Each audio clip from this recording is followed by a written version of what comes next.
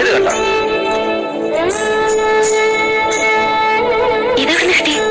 ഇതാണ് നാഗവല്ലിയുടെ ചിലങ്ക. അതായത് 150-ൽ പരം വർഷങ്ങൾ പഴക്കമുള്ള ചിലങ്ക.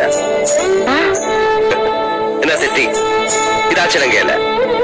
ഇതിന് 5 വർഷത്തെ പഴക്കം പോലുമില്ല. എന്ന് വെച്ചാൽ നാഗവല്ലിയുടെ വിലപിടിപ്പുള്ള ഒറിജിനൽ ചിലങ്ക തെക്കിനിയിൽ നിന്ന് പോയി എന്നർത്ഥം. എവിടെ പോവാൻ? ഇത് തന്നെ ആണെന്ന് തോന്നാം, പക്ഷെ ഒറിജിനൽ ആണ്. ചുമ്മാ ഇരി സനി.